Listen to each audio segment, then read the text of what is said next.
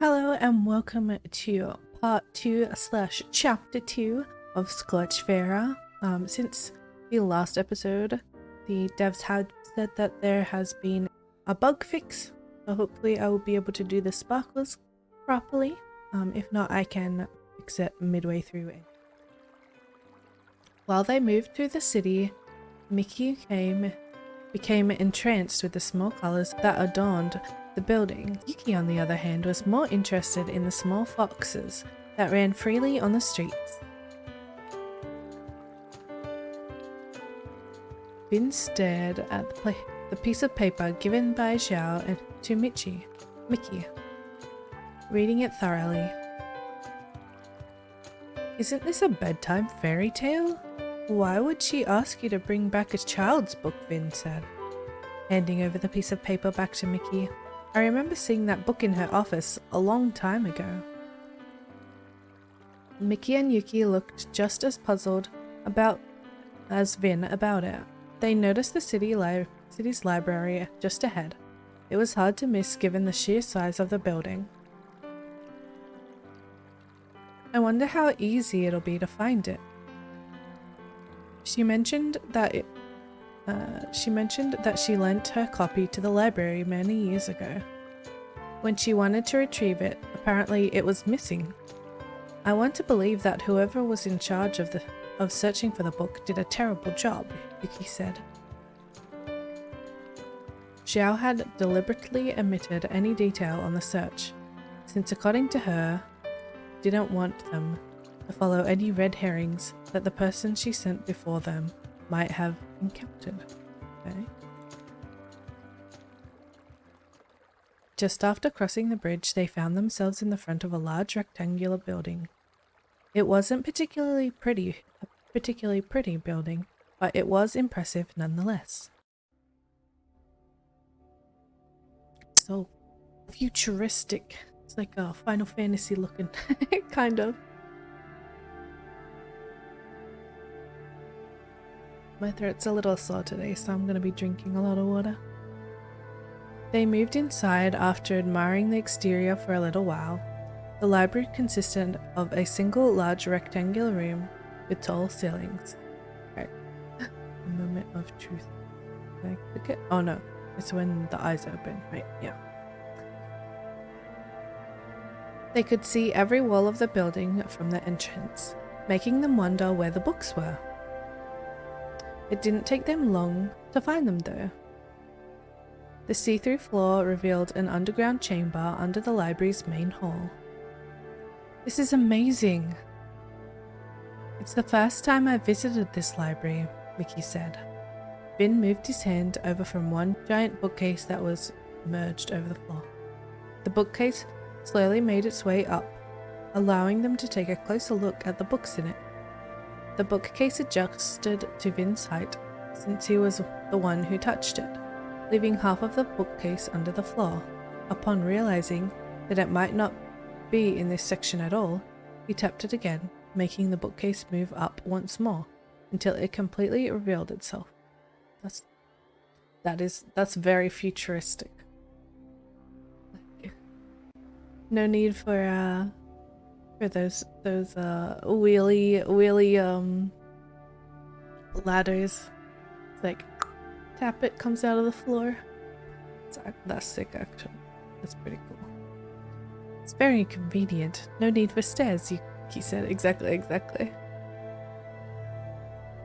Mickey started to look through the books under the section it should be in. The frog and the silverware, should that be under T or F, Mickey? F probably, Yuki said while he moved to the other side of the bookcase to look for it there. It's a short novel. It usually can be found in a compilation of books. Xiao's book was a standalone version though, if I remember correctly, Vin said, while he assisted Mickey and Yuki on their search. I'm pretty sure I thought before, he was probably the one who was in charge last time to look for it. Yuki looked around the huge library and noticed that there were around 200 bookcases hiding under the floor.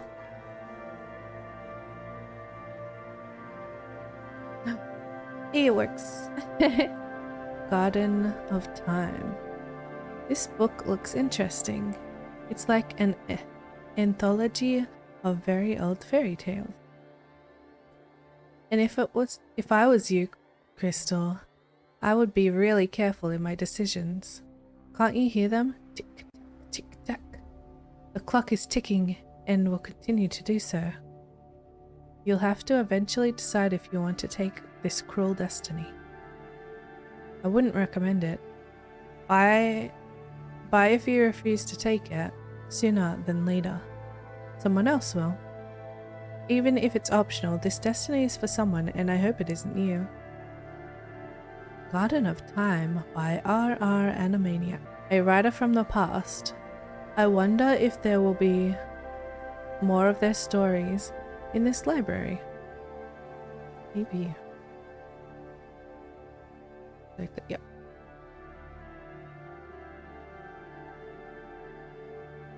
Let's go away. I saw another thing over here. Or do I have to click on that and then...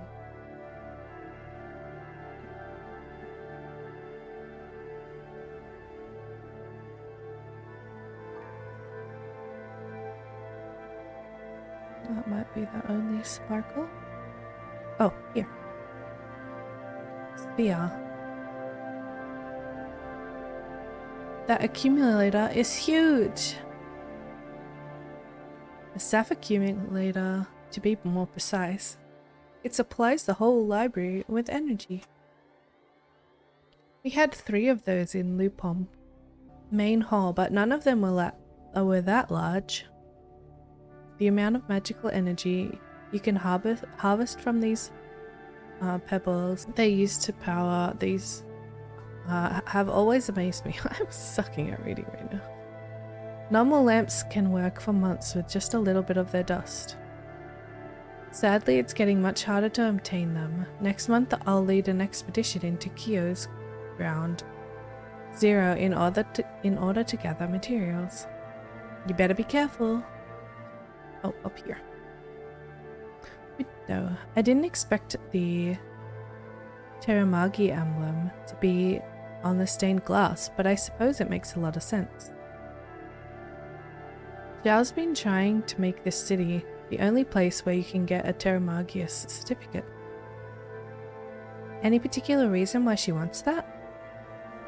That has only been the case since Wanderlust became a thing.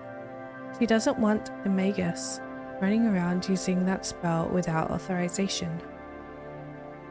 40 years ago, more or less, that's around the time you were born, Uncle Ben. Don't remind me that I'm almost an old man already. 40 isn't old. That old. Yuki looked around the huge library, noticing that there were 200 bookcases hiding under the floor. Don't you think we should ask for help? Asked Yuki, once he realized that they might be looking in the wrong section altogether. We'll be here all day if we don't look for it in the bibliographic records. Foxboy is right. I'm not a book guy, so I've been here probably thrice, Finn said, admitting he barely knew how to place words. Maybe there is a librarian in this place, Mickey asked. Ah, right, that guy, Finn said as he remembered who was in charge of the library. That guy? Yuki said. He noticed that there was a small desk against the east wall of the library. They started to make their way there. It wasn't obvious that they weren't alone until they were really close to it. Lying on top of the desk was a small creature who was sleeping. The only way they could describe it was a white hedgehog without quills. Yuki was quite confused. Why would someone leave such a creature here alone, he thought.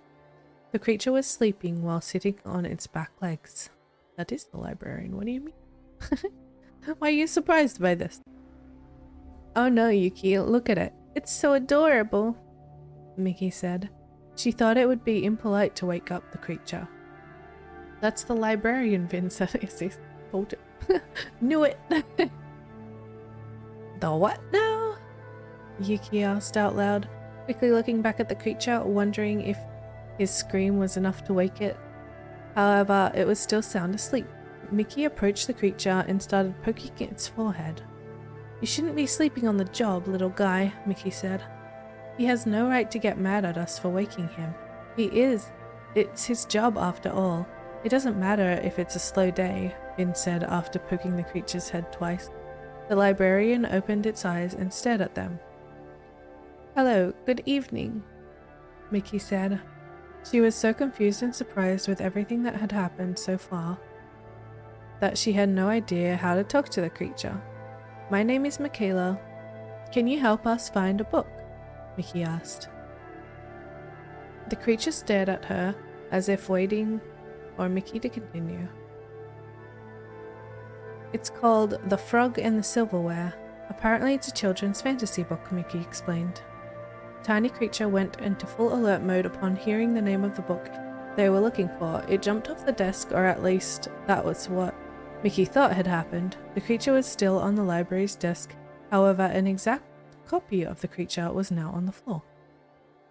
The copy then split into two more, and these two into four. After a few seconds, there was an entire battalion of these tiny creatures running around the library.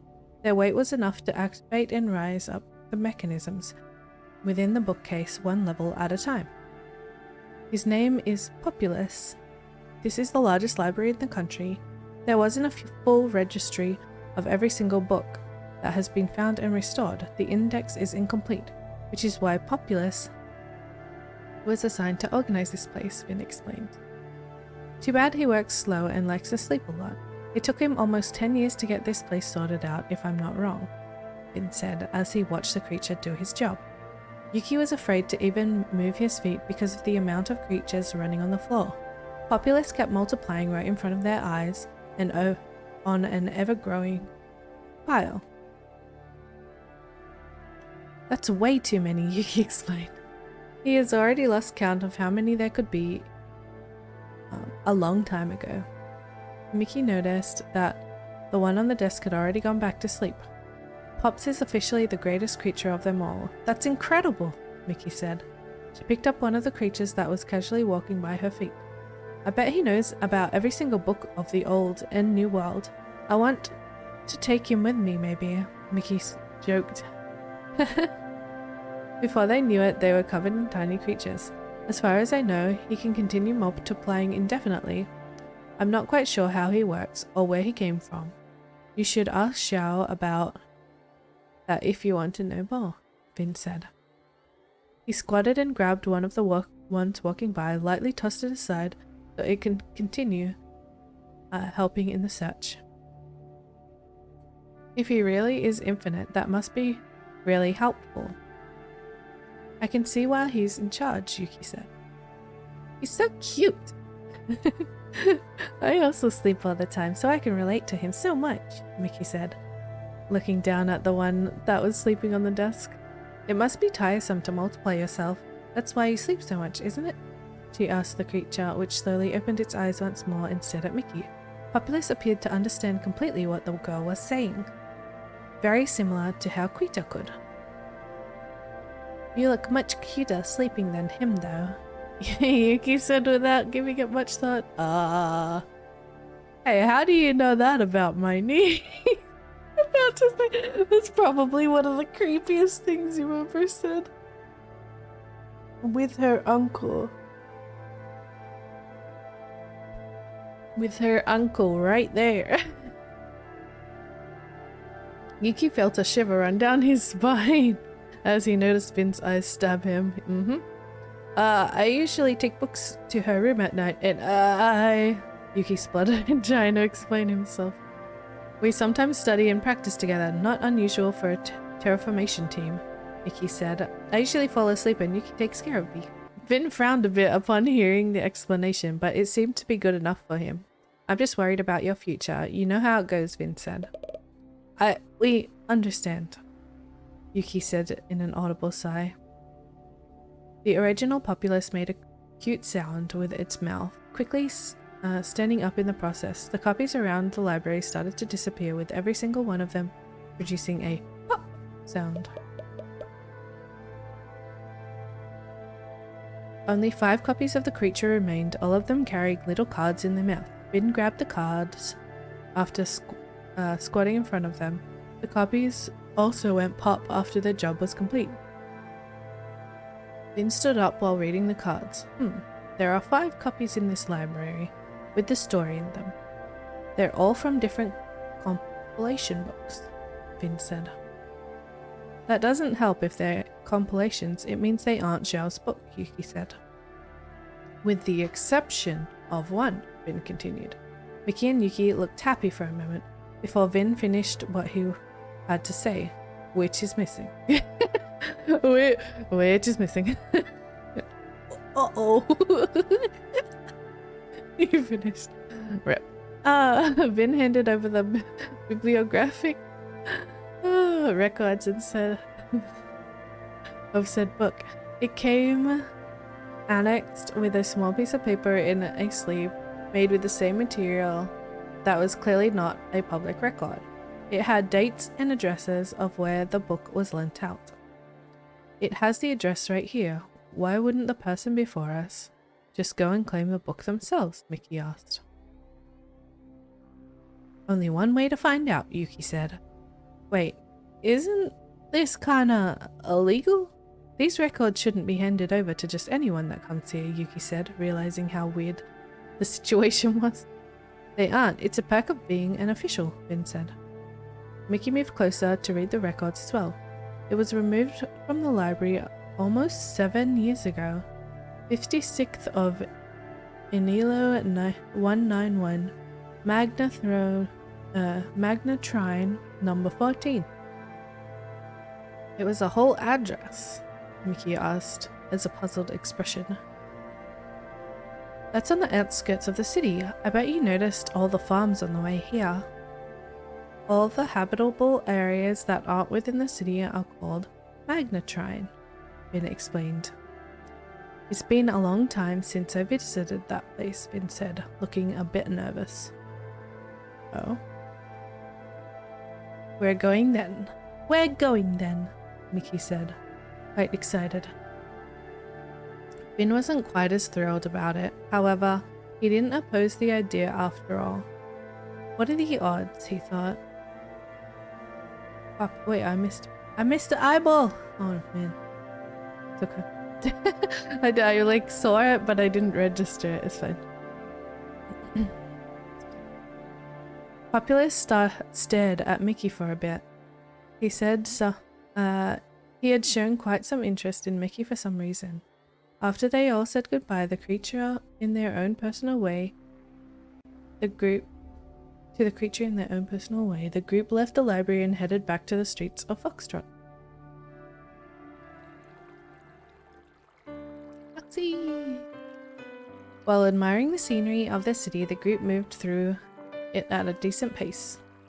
They stopped to take a look at the flowing river that moved to the city, the narrow alleyways that lead to the other sections of the city, and various shops that place their merchandise outside to attract customers. The people in Foxtrot were mostly fox beasts. This is where they initially established themselves in the old world. Something that didn't change even after the fire rain. Around the city, foxes would run around freely as if they were citizens like any other. None of them were aggressive, nor appeared to be scared of anyone. They would approach people and ask for food, which they got quite often. Some were taking a bath on the river's stream, while others would simply play in the streets. It was quite a spectacle to see all the fauna live so seamlessly with everyone else. Vin separated from Mickey and Yuki. His walking speed had decreased because of how less enthusiastic he was about their new destination. Now that I think about it, Yuki said while they walked through the city, didn't you mention your uncle had gone through his molting a few months ago? Shouldn't he have his wings right now? That's because he hates them. On him, Mickey answered. When he first saw my wings and antenna, he wouldn't stop talking about how beautiful they were. At the time, I thought that was because they were identical to his. But then I learned that when he molts, he ow, he rips them off. What?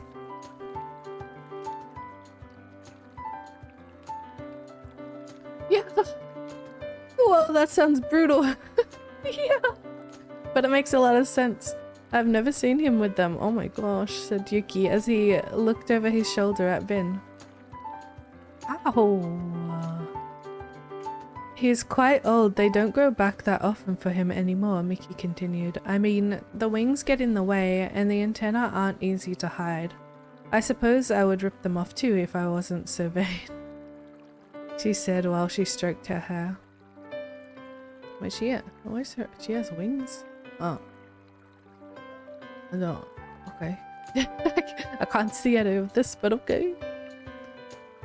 It's part of your body. It isn't vanity. Aren't you molting soon too? Yuki asked. Probably.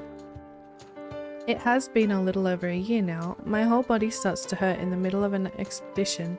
It could be bad. I should get the painkillers beforehand. The academy gave us those for free, Mickey complained before closing her eyes and heaved a long sigh. Oh, she has to pay for them now. It's not under her school health care anymore. Let's just be careful, said Yuki before smiling at her. After almost an hour, they reached the outskirts of the city. There was no sign nor indication that they had entered the Magnetride, but it soon became apparent that the demography in that place was much different. There were quite a lot of old people in the Magnetride, about half of them in fact. Judging by the architecture of the houses, it clearly was the place to retire from the city life. Not that it was much different. There were farms all over the place being worked on by people of all ages. These numbers are quite hard to follow, Yuki said, noticing the numbering on the houses was quite strange. It didn't help that the houses were scattered. We're in the right area, I believe. Inilo refers to the west section of Magnetride. If I'm correct. It's also the most popular to live in, Finn explained. The man looked around in a very suspicious manner.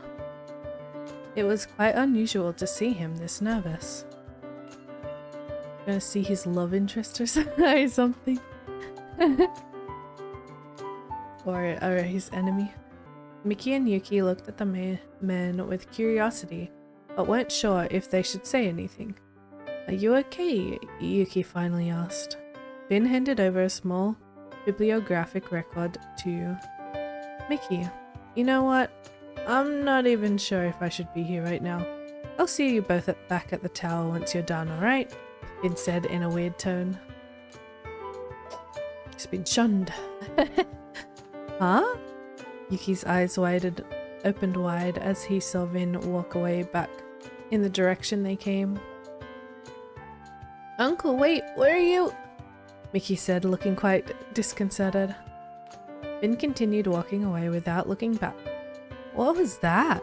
Yuki asked while he watched Vin walk away.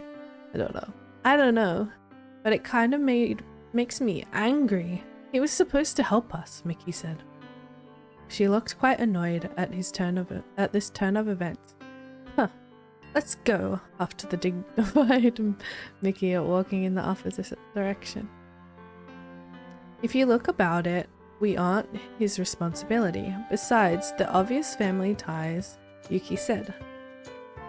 He noticed how angry Mickey was, but even so she decided to ignore him and start talking with a couple near the porch of a house.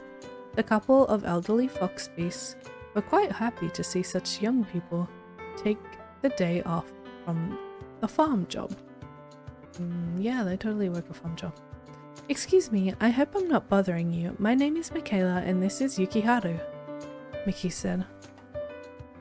We're looking for an address. Could you help us? Mickey asked. She handed the piece of paper in, which they wrote down the address. The lady slowly put her glasses on and looked at the piece of paper.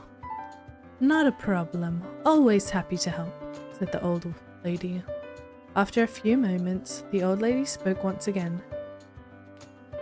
Isn't this from the section that was torn down? She asked her husband as she showed him the piece of paper. Torn down? Kiki asked. Quite some years ago, an area not far from here had to be demolished. They were badly damaged because of a tornado, so they weren't safe to inhabit anymore, the old lady explained. You can find them if you walk in that direction, said the old man, after taking a good look at the card and handing it over to Mickey. Thank you, we'll go look for them, Mickey said. The idea of the weather just wreaking havoc in their world was far from unheard of. It made them worry for the safety of these people. Yuki thanked the elderly couple and started walking with Mickey towards the direction the old man had pointed at. They hadn't taken more than a few steps before they heard something that disturbed the calm nature of that place. Someone was screaming behind them. Yuki and Mickey turned around just to find Vin being attacked by a woman. Yeah, it was a love interest. Hey! Hey! What did he do? What did you do? What did you do? Did you stand someone up for a date? What the? Yuki and Mickey started running towards where Vin was, more curious than concerned. The man was trying to calm down the woman whose voice was grabbing the attention of everyone around that area. Why else would you be in Inilio? You have no business in here, the angry woman screamed, pointing at Vin in an angry manner. Not everything revolves around you. Stop screaming, Vin screamed back. Why are you screaming at my uncle? Mickey said out loud. She tried her best to grab the woman's attention. Do you know this woman? Mickey asked, as she partially stepped between them. The woman calmed down almost immediately. She was quite surprised that Vin was telling the truth after all. She was quite tall, almost as tall as Vin. It was obvious because of her body type that she had been a soldier at some point in her life. Do you have any business with him? This isn't the way to resolve conflict, Mickey said. Vin crossed his arms and nodded to himself. That's right, you tell her, Mickey, Vin said. This made the woman frown at Vin as if she had had enough of his attitude. Is that your new boyfriend? Oh, asked the old lady, who was passing by. This made the woman close her eyes with an even angrier expression. She eventually calmed down and responded directly to Mickey, and only her. I do have a problem with your uncle. He made a promise that he wouldn't show his face around here anymore. Vin placed her hand on Mickey's shoulder, realizing how bad it looked that he was using his niece to deflect the woman's anger. She is my ex-wife. Plot twist! We separated a little over a decade ago! He told nobody! What? Did not tell Mickey this at all. What? When did what? Okay. Secret wedding, alright. Elope, alright. Vin said in a quite embarrassed look on his face. Mickey knew that Vin had been married at some point in his life, but he had been very secretive about his life back then. Ah, so she knew but didn't know who. Oh, Mickey stepped aside for a moment, thinking about what her uncle had said. Yuki quickly realized he had no say in the matter, so he remained silent. Sorry, it's our fault that Vin came here. We're looking for an address. It just happened to be around here, Mickey said. The woman's breathing slowly normalized, and her angry expression turned into a relaxed one. Life around Magma Trine had gone back to normal at this point. We moved her eyes away from Vin and stared at Mickey. You are Michaela, right? Oya asked, in a much different tone. Her actual voice was way gentler and happy-going. Yes, I am, Mickey said. She looked a bit puzzled and hadn't relaxed completely yet. We haven't met before, have we? I was with Xiao the day you were born, Wei said, as she walked around the little girl inspecting her. I thought you would be taller, she confessed.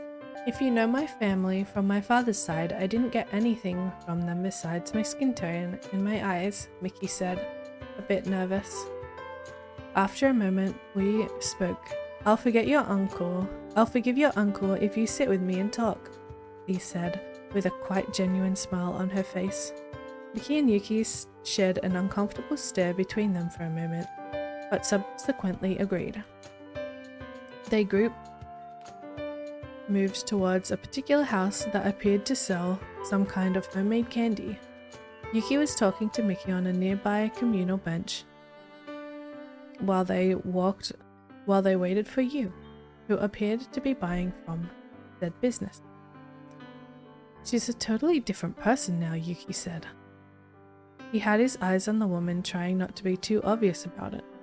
Vin decided to remain the furthest he could possibly be from Yu without being too awkward. I think as soon as you do that, you're awkward. But alright, buddy. Okay, dude.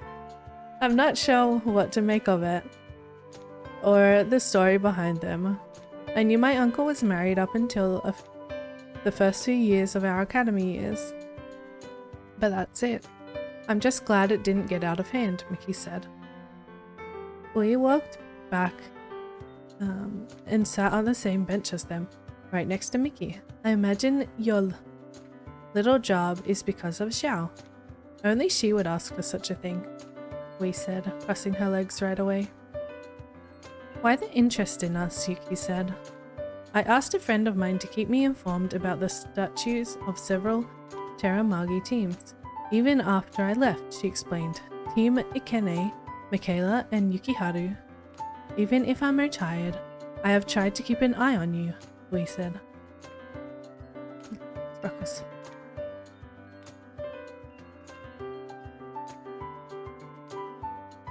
House. Must be nice to live in a house like that. So cozy and calm. I have my own house here in Magnetrine. It's quite peaceful, I must admit though. You'll get bored of it if you don't own a farm. I saw a large snake on the way here though. Oh gosh, a snake? Like the one in Zhao's office? That's what the giant spiders are for. They usually get rid of the snakes. What? Yeah, what takes care of the giant spiders? There's this old foxtrot dish. Oh no, I don't want to hear about it. Oh my.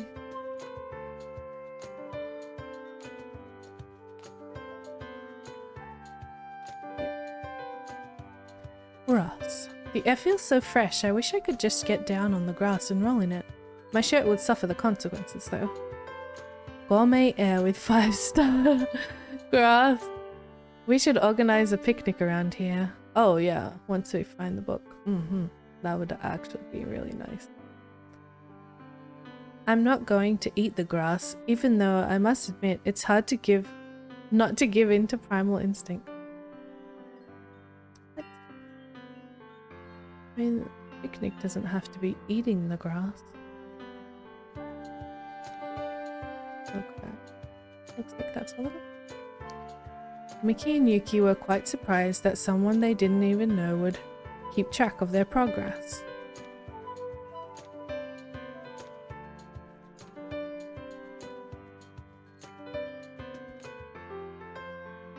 So, what's your name? I mean, your full name, Yuki asked. We déjà vu. Interesting. She answered. Her name immediately rang a bell. They remembered that name from the bio section from one of the textbooks. In fact, from several of them. We déjà vu from the advanced anti-magic books. The former commander of Foxtrot? I mean, it's an unusual name, impossible for that not to be the case, Yuki said. There was no drawn portrait of the author inside the books, so they had no way to tell for sure. That's me, we said, with a cute smile on her face. Miki was baffled at the thought that her uncle was married to such an important person in the anti-magi community, and Olam. After all, she had written some of the most groundbreaking books in the last few decades, even expanding upon the books from the old world. Miki looked back at her uncle with a face that spurred, "How did you manage to marry her? And how could you ruin this?" Wow, savage. True, but savage. Woo. Vin didn't even flinch upon seeing Miki look at him that way. Deep inside, he was kind of annoyed. I mean, maybe he knows it's true. Oh. Got it. Yikes. A large portion of what we learned during our formative years came from you, Miki said. Your texts have been some of my favorites, Yuki added. You give me too much credit. I may be good at anti-magic, but I'm a terrible teacher. I wouldn't be able to have an apprentice, for example. I wrote those books as a hobby. It was your uncle's idea to publish them as a study material. A few people helped me edit the books properly since they were a mess. I did learn a lot from the process though, we explained. The owner of the establishment came out of her house and handed them small plates made out of corn leaves. On top of it, the improvised plates, there were several colored candies covered in strange red syrup. There was a wooden toothpick to eat them without using their hands. They all received one with the exception of Vin. Oof. We are serious. I'm pretty sure our studies at the academy would have been much different without them. Thank you, Miki exclaimed. As she grabbed the plate from the old lady, she quickly realized that Vin was left out from getting his own, on purpose. The man was too prideful to get his own at this point. I'm actually not that hungry. Uncle, do you want some of mine? Miki asked. If it had been any other type of food, Vin would have rejected it. But he was in love with this kind of candy, so he gladly accepted the offer. Thanks, Vin said, grabbing the plate a moment later. We turned away as soon as Vin got close, trying to ignore him completely. I'm sorry, but could you tell us what happened between you two?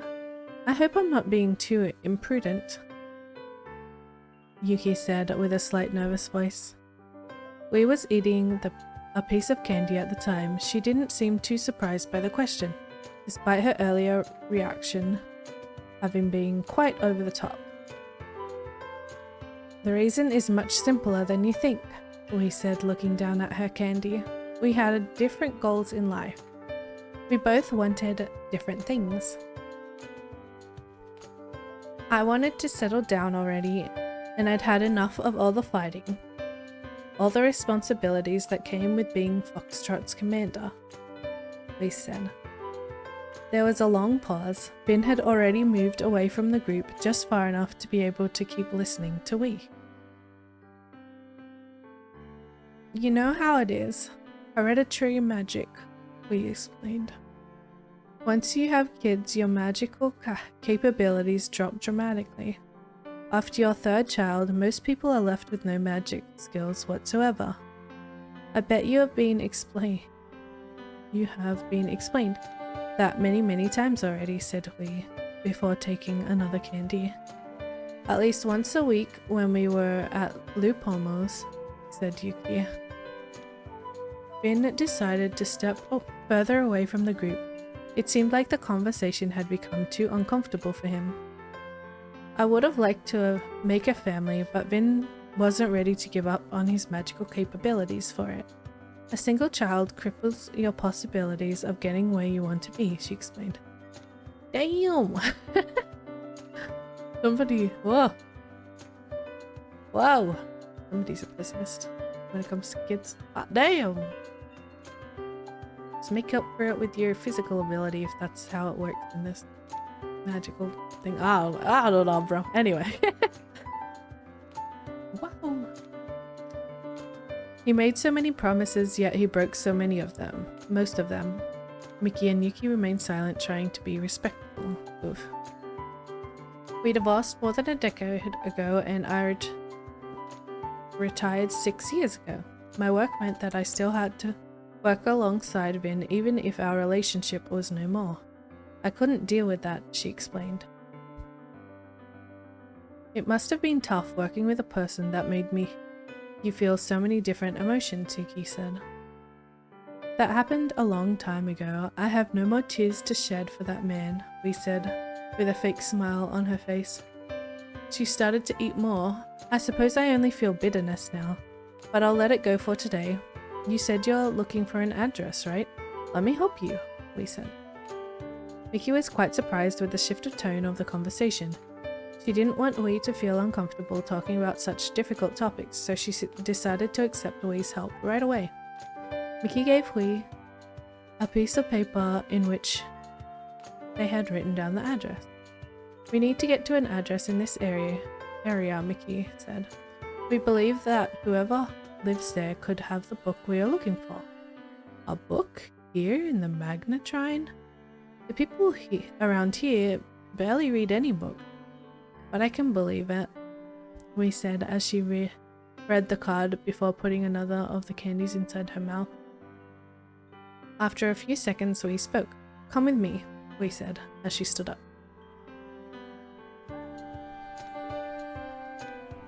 We guided them to a different area in the Magnetrine. It took around 10 minutes to reach their new destination. Area 54th in Inilio. Based on the rest of the lots, this must be in Area 54, we said. She looked around the area to which they had arrived. Most of the surrounding houses had been completely torn down.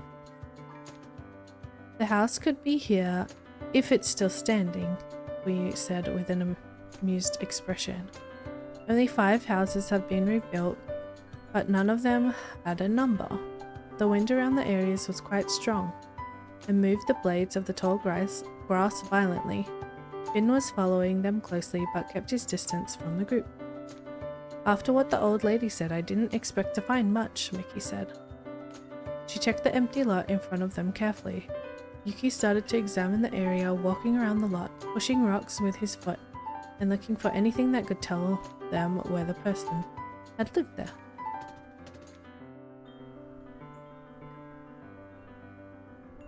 Trap door? This is a trap door over here. The door is unlocked, but there is nothing but rubble inside. The people that tore down the house must have filled the basement with the debris.